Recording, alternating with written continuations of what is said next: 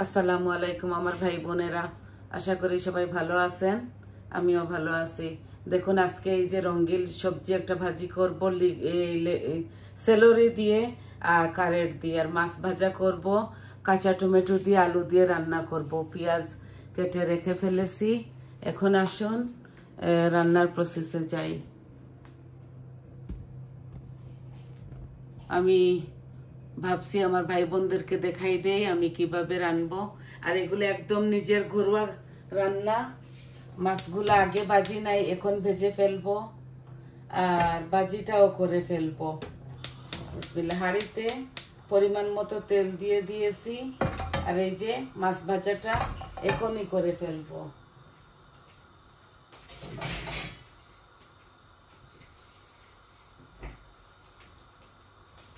I hope আপনাদের ভালো লাগবে। আগে মাছটা বসাই দেই, তারপর আজকে 5 ফোড়ন দিব না কারের মধ্যে, শুধু জিরা ফোড়ন দিব।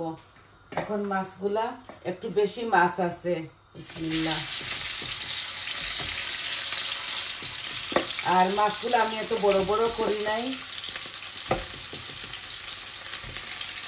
একটু ছোট করে বানিয়েছি।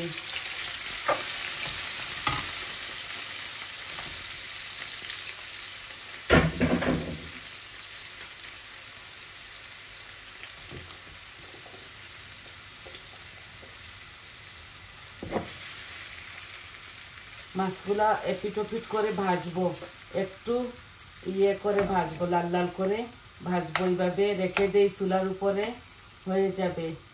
এখানে 3 পিস বোয়াল মাছও আছে, ভেবেছি দিয়ে দেই। টক আলু দিয়ে একটা টকের মতো রান্না করব। ভালো লাগছে না, জ্বর জ্বর ভাব ঠান্ডার মধ্যে। তো যেভাবেই রান্ধি না কেন আমার ভাই বোনদেরকে আমি দেখাই। আর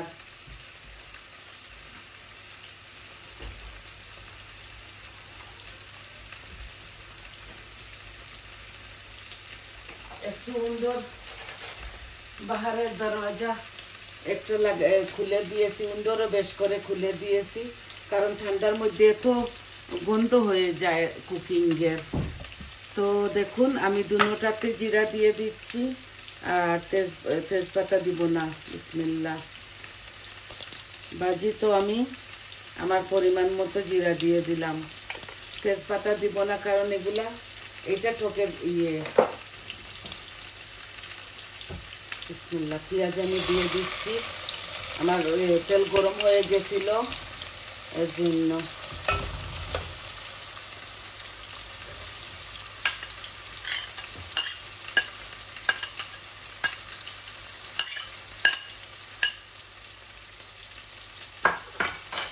একসাথে বসাই দিছি দুনো কারি।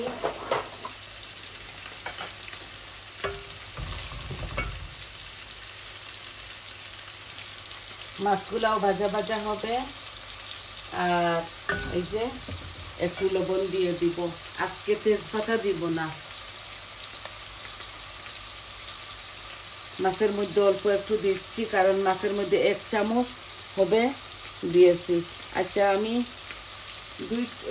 দুই পিস তেজপাতা ভাজিতে দিয়ে দেই, ভাজির মধ্যে 2 পিস দিচ্ছি।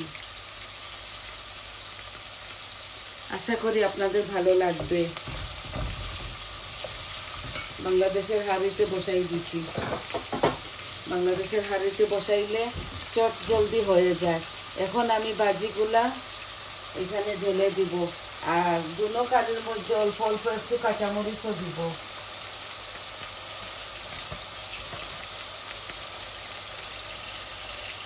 এই যে সেলরি একসাথে দিয়ে দিচ্ছি, সেলরি আর কারেট, এগুলা সবজির মতো রান্না করে ফেলতেছি, একটু কালারফুল হবে। আর আমি কারি পাউডার পরে দিচ্ছি।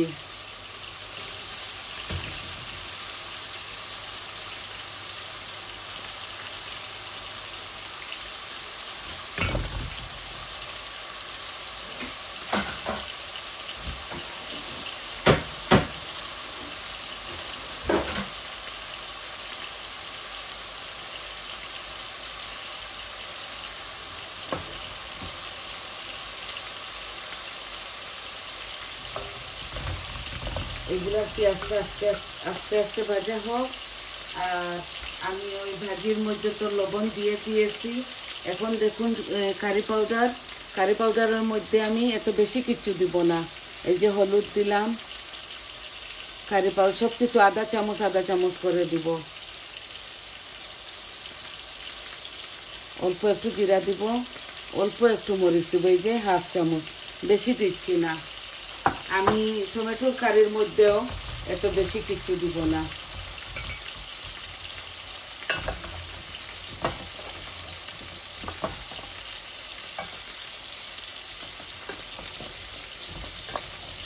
এইটা এই যে মিক্স কারির মতো এটা ভাজা ভাজা হয়ে যাবে, কোনো পানি দেব না এই এর মধ্যে।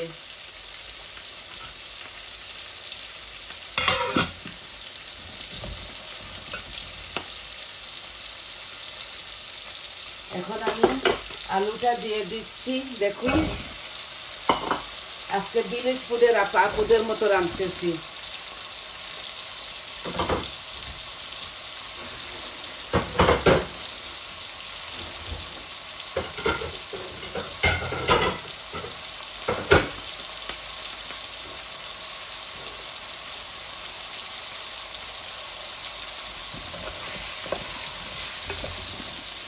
এখন আমি অল্প অল্প করে, এত বেশি দিব না, মরিচ মশলা এত বেশি দিব না। মাছ ভাজার আগুনটা কমাই ফেলি, বেশি হয়ে গেছিল।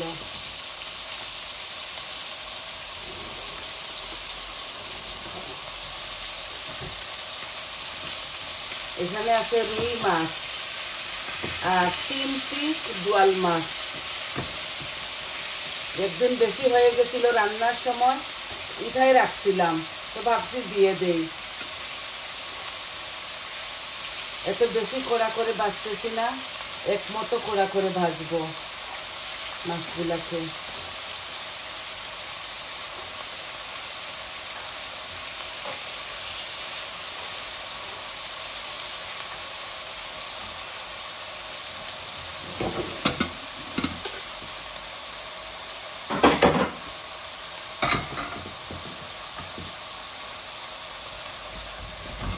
ঢেকে রাখছি এর জন্য যাতে হাঁড়িগুলা ভরে না যায় তেলে। এখন আমি কারি পাউডারগুলা দিয়ে দিচ্ছি। এই যে অল্প অল্প করে সব কিছু দিব। এই যে হাফ চামচ মরিচ দিলাম, হাফ চামচ হলুদ দিলাম, জিরা দিব না কারণ জিরা দেওয়া আছে। 1 চামচ কারি পাউডার দিচ্ছি, আর ধনিয়া এই যে হাফ চামচ। এত বেশি বেশি কিচ্ছু দিব না এটার সাথে। আর জিরা পাউডার দিচ্ছি না, আস্ত জিরা দিয়েছি, আপনারা দেখেছেন। এই কারিটা আমি একটু হালকা পাতলাভাবে রান্না করব। এই সবজিগুলো একটু ভালো করে ভাজা। এখানে আমার গাছের ফ্রোজেন করা কাঁচা টমেটো ছিল, আর আলু 4টা আলু দিয়েছি এই লম্বা লম্বা করে কেটে। এগুলো আলুগুলোও ছোটো ছিল সাইজে। এই যে অল্প করে রাঁধতে, অল্প না হয়ে যাবে, তবুও 2 দিন চলে যাবে।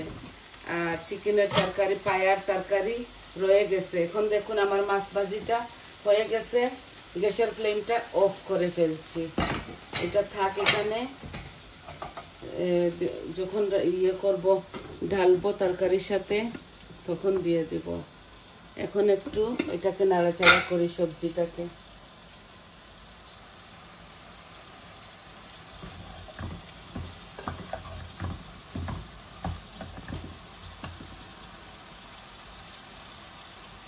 হাঁড়িটা এখানে নিয়ে আসি।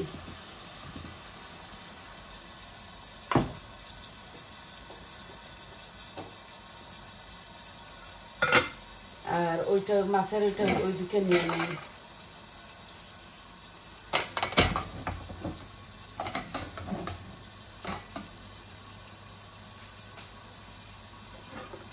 এখানে রাখলে আমার রান্নাটা একটু ইজি হয়ে যায়, তাই কি হয়ে গেল, ইজি হয়ে যায় নাড়াচাড়া করতে।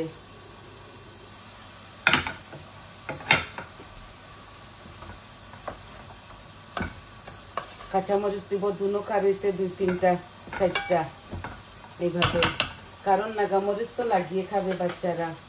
বাচ্চা বলতে কি, আমার বৌমা খাবে, ছেলে তো খাবে না, ছেলে মাছও খাবে না, ও শুধু মিট চিকেন খায়। এই যে আমার কারি ভাজা ভাজা হোক, ভালো করে ভাজা ভাজা হোক, তারপরে ঝোল দিব, মাছ দিব, আপনাদেরকে দেখাবো কতটুকু দিব।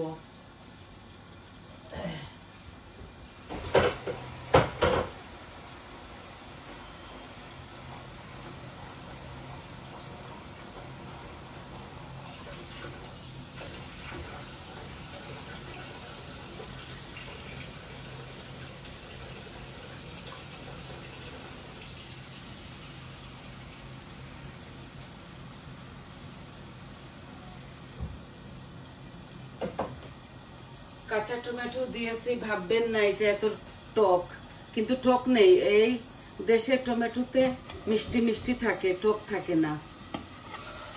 এর জন্য একটু সবজির মতো রেঁধে ফেললাম।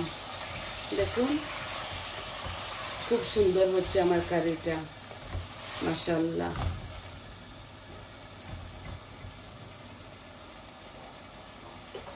চট্টগ্রামে বড় হয়েছি তো একটু ওইভাবে রান্না বাড়া করি।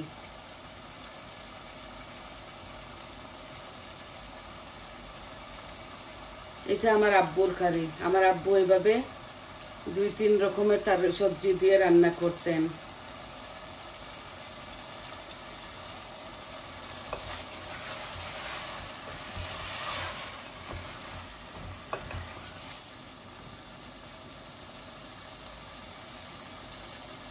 মাশাআল্লাহ, খুশবুটা খুব সুন্দর আসছে।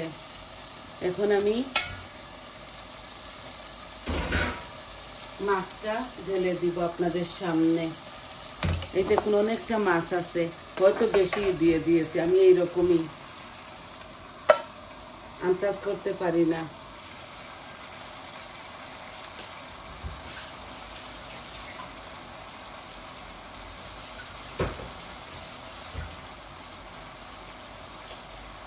মাছ দিয়েছি, এখন ঝুলও দিয়ে দিচ্ছি।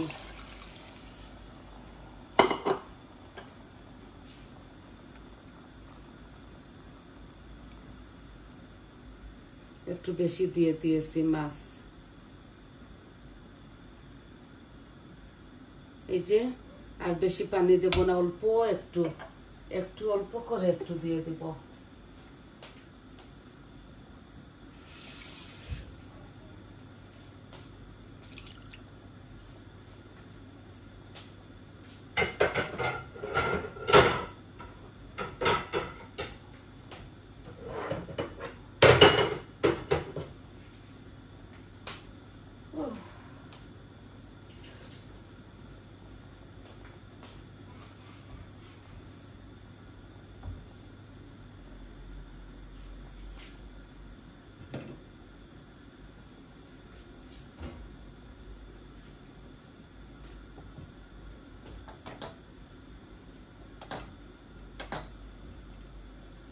এমনিতে পরে মুছে নিব।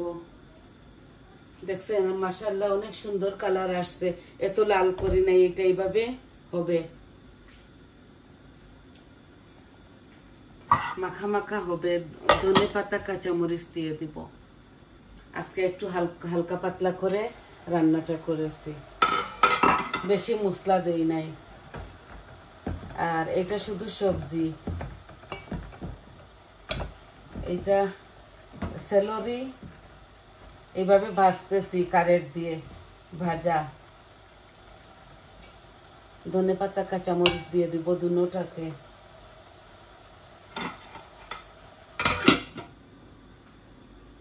পেঁয়াজের পাতা নাই বলে দিলাম না, পেঁয়াজের পাতা বা এই গার্লিকের পাতা নাই এখন, ঠান্ডার সিজনে খেয়ে ফেলেছি। আর এখানে তো আইস পড়ে রোজ রোজ সকালে রাত্রে, তো এর জন্য এখন আর কোন রকমের গাছ বাঁচতেছে না, সবগুলা মরে গেছে।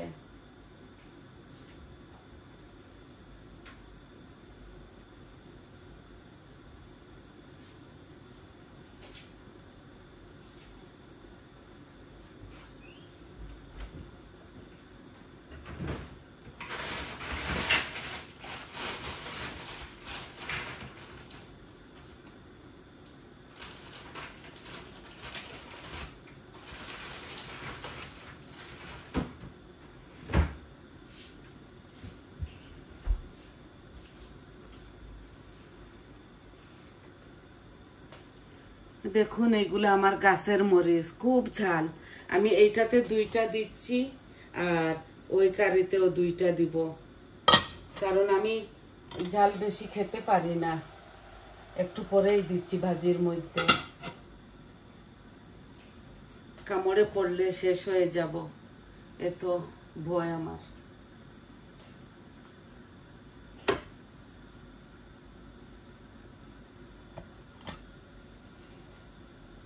দেখুন খুব সুন্দর হচ্ছে। পাশে নিয়ে আসি আপনাদের। দেখুন মাশাআল্লাহ খুব সুন্দর হচ্ছে।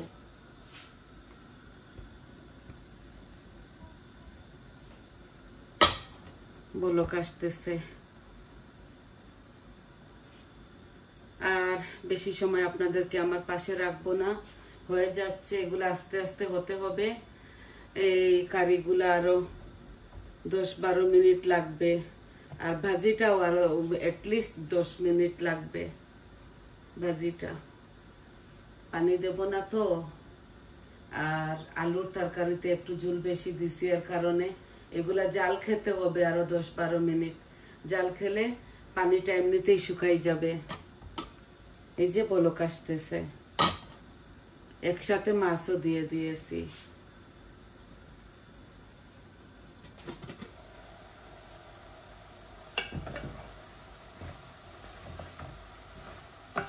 পানি বের হচ্ছে। এইটা আর একটু শুকিয়ে কম হয়ে যাবে। সবজিটা দিয়ে দিচ্ছি 2টা কাঁচামরিচ। এই যে কাঁচামরিচের ঘ্রাণ আসবে আর একটু একটু ঝালও লাগবে। শুকনা সবকিছু দিয়েছি তো, এর জন্য একটু ভয় লাগে। আমি একটু কম ঝাল খাই, অনেকটা কম ঝাল খাই।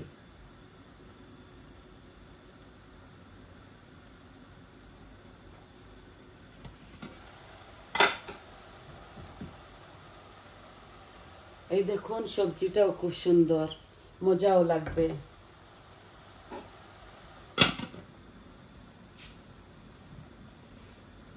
তো ধনিয়া পাতাটা আমি নামানোর সময় দিয়ে দিব, কারণ এই দেশের ধনিয়া পাতা তাও ফ্রোজেন, তো এগুলাতে ঘ্রাণ বেশি থাকে না। আমি নামাবার 1-2 মিনিট আগে দিয়ে দেই। তো আই হোপ আপনারা বুঝতে পারতেছেন। সবাই ভালো থাকুন, সুস্থ থাকুন। আজ এই পর্যন্ত ছিল, আর আপনারা এতক্ষণ ধৈর্য সহকারে আমার সাথে ছিলেন বলে অসংখ্য অসংখ্য ধন্যবাদ। আর আমার চ্যানেলটাকে সাবস্ক্রাইব করে সহযোগিতা করবেন, আপনারা সাপোর্ট করবেন, আর লাইক দিবেন, কমেন্ট দিবেন, বলবেন আপনাদের কেমন লাগলো। তাহলে আমার এই কারিগুলা হতে হতে আরো 10 মিনিট লাগবে। আমি আসি, ভালো থাকুন সবাই। আসসালামু আলাইকুম।